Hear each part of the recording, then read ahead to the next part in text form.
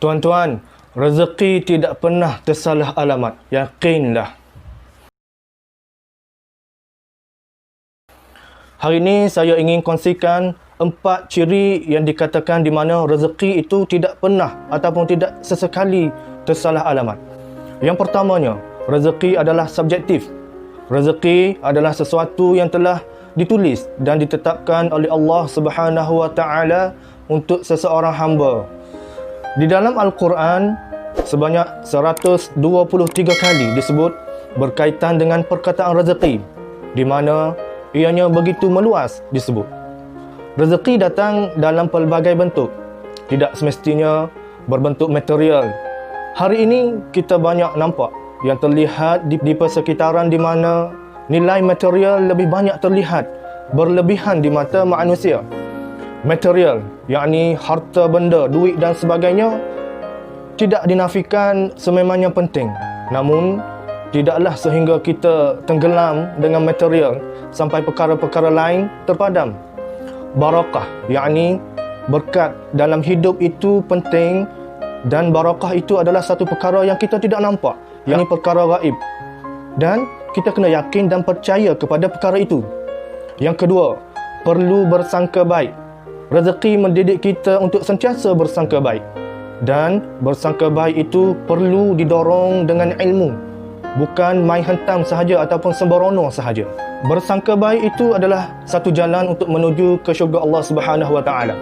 Sebagaimana satu kisah di dalam sirah Nabi sallallahu alaihi wasallam, pada satu ketika sewaktu duduk bersama para sahabat, Rasulullah sallallahu alaihi wasallam berbisik kepada para sahabat. Di antara salah seorangnya adalah anak kepada Amru al-As. Baginda berbisik, sebentar lagi akan lalu ahli syurga. Baginda menyebut sebanyak 3 kali, sebentar lagi akan lalu ahli syurga. Hinggakan anak kepada Amru al-As ini tadi ingin mendekati orang itu, ingin tahu apakah amalan yang dilakukan oleh orang itu tadi, sehinggakan Rasulullah sallallahu alaihi wasallam menyebut dia adalah ahli syurga. Salah seorang sahabat meminta kebenaran kepada pemuda itu, yakni yang Nabi sebut dia adalah ahli syurga itu tadi, untuk bermalam di rumahnya. Dan sahabat itu tadi mula mengintip setiap aktiviti pemuda itu sepanjang malam apabila berada di rumahnya, tanpa disedari oleh pemuda itu. Namun hasil dari intipan sepanjang hari dan juga sepanjang malam itu, pemuda yang dikatakan ahli syurga itu tadi menjalankan kehidupan seperti mereka sahaja. Pemuda itu seperti orang biasa. Hinggakan sahabat itu tadi bertanyakan sendiri kepada pemuda itu, apakah amalan yang dilakukan sehingga Rasulullah sallallahu alaihi wasallam menyatakan dia adalah ahli syurga? Lalu pemuda itu terkejut.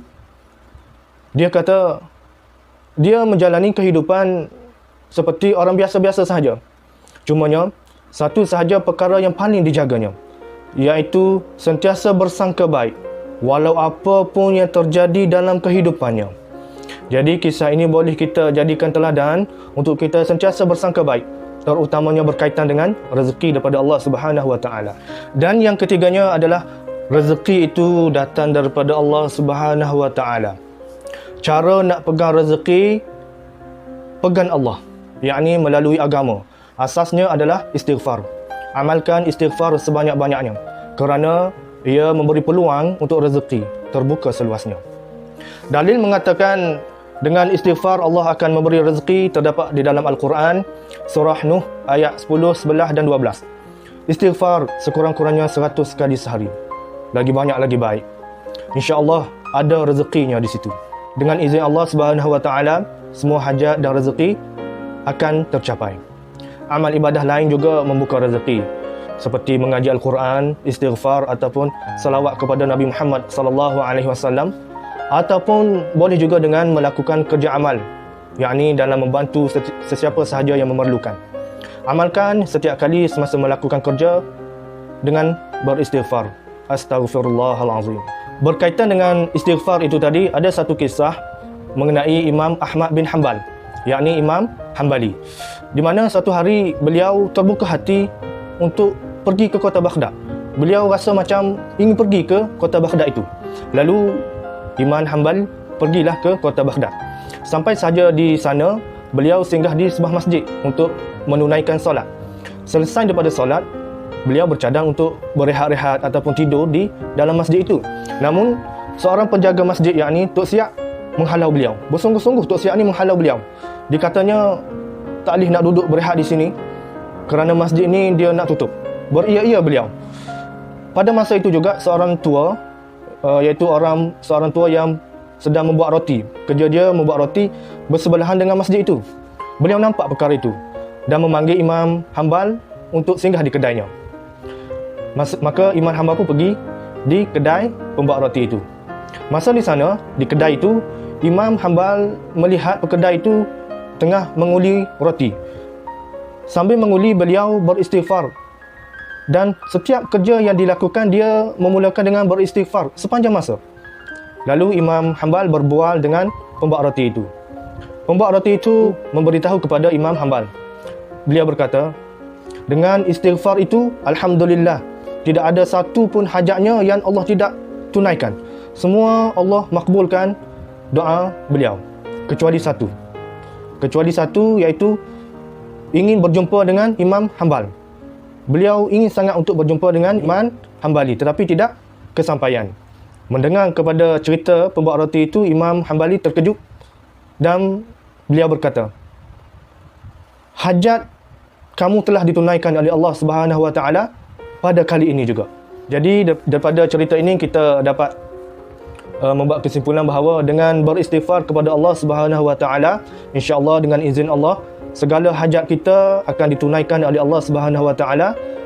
Lambat ataupun cepat, itu adalah urusan daripada Allah Subhanahu Wa Taala. Dan yang keempatnya adalah setelah kita memperolehi rezeki tersebut, kita perlu menginfakkannya kepada orang yang memerlukan. Kerana di dalam rezeki kita itu terdapat rezeki orang lain. InsyaAllah dengan kita menginfakkan sebahagian daripada rezeki kita, Allah akan menambahkan lagi rezeki kita, insya-Allah. Berkaitan dengan rezeki ini, ia bukan berkaitan dengan wang ringgit sahaja. Kita boleh menolong orang yang memerlukan dari segi tenaga kita dan sebagainya. InsyaAllah semoga perkongsian pada kali ini dapat memberi manfaat untuk kita semua, termasuk diri saya sendiri berkaitan dengan rezeki, yang mana ianya adalah sesuatu perkara yang telah ditetapkan oleh Allah Subhanahu Wa Taala untuk semua manusia.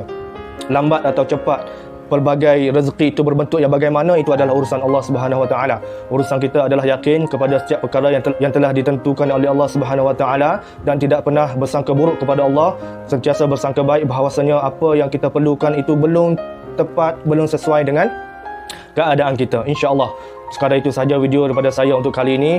Nantikan video yang seterusnya. Assalamualaikum warahmatullahi wabarakatuh.